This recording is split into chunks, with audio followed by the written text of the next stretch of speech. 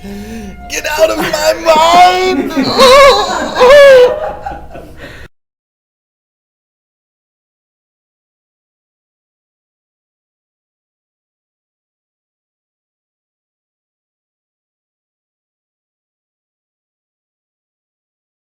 Well, I think that we bring a certain level of, a more of a level of maturity to the performances and to the characters, you know.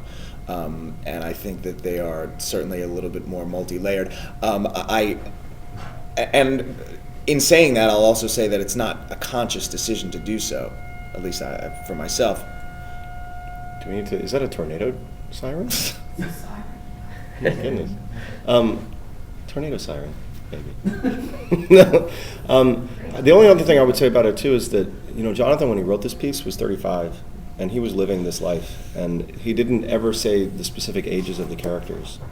And we just, you know, we happened to be in our early mid-20s when we first did it, but there's no, you know, it's not, the only person in the whole show whose age is named is Mimi. So that's the only other thing I would say about it, in that sense. But I can't speak for Adam, but I don't think that either of us have gone into it saying we're going to do anything too different. Right. You know? But I think that just by the nature of all acting is you bring yourself to it and then you transform yourself into the character. But wherever you are in your life, that's what you have to work with.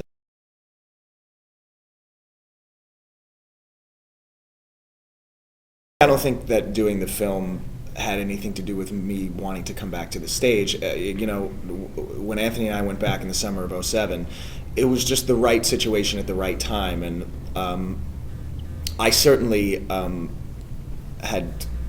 didn't have any thought in my mind after doing the film that Rent would ever show itself again in any sort of serious way. So, you know, it's a part of our. I would have had that desire to do it, I think, regardless of whether we had done the film or not. I just, you know, it's a part of our lives. It's so important and so much a part of our career that I think that that's just what attracted me back to doing it. I think it's what gave the producers the idea about bringing us back. Yeah, they might have inspired them, sure, but.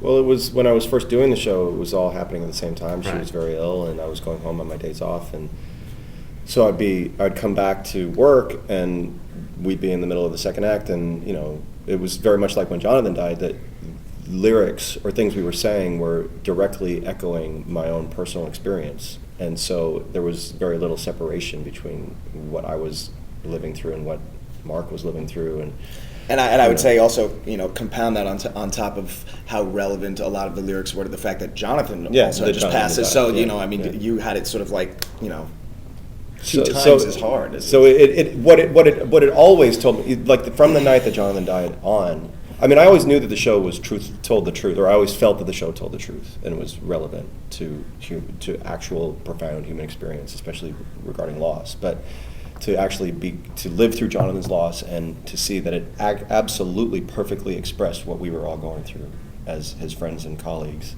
and then the same thing with my mom. So it just cemented it all the more for me.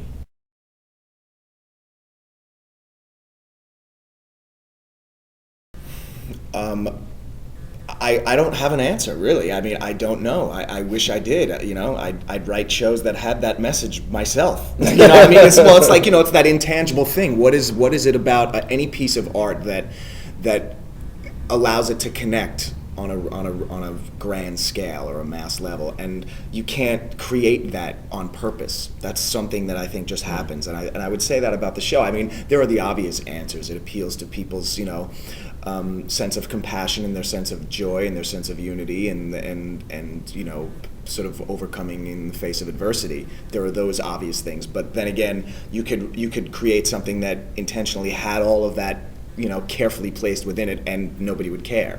So it's just that intangible quality, I think, you know. And the music, I mean, well, you know, yes, the music is so appealing. I mean, I think one of the geniuses of Jonathan was that he was able to write something that was, in some ways, very politically bold, especially for its time, and also talking about people and subjects that were maybe uncommon or uncomfortable for the quote-unquote mainstream, and yet he sat it inside of this music that was incredibly appealing, and catchy and memorable, and music speaks to you beyond words alone. So it speaks to your heart and soul in a way that and for many people, this music goes right to their hearts. I mean, I remember early days, a friend of mine, she was a documentary filmmaker who was not like a fangirl person. She was, mature, professional, realistic kind of person. And at one point she called me after seeing the show and she's like, are all those things what the opposite of the normal Rent fan would be? No. I'm just saying, like, I'm not saying she's not inclined to be like super fan. I'm joking.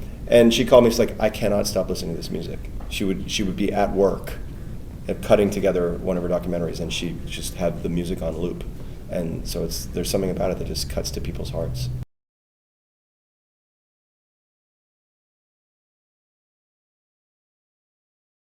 As a matter of fact, the kids from that school here in Texas are coming to the show tomorrow night. We have a Q&A with them after the show.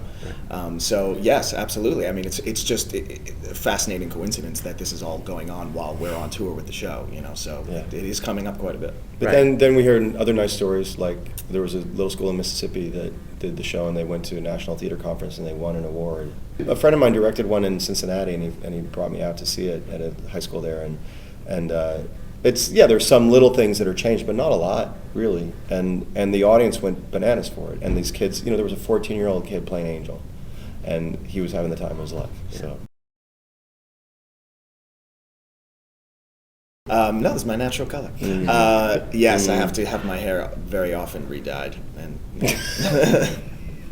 but now it's getting rid of the gray as opposed to getting rid of the brown, which is what it used to be.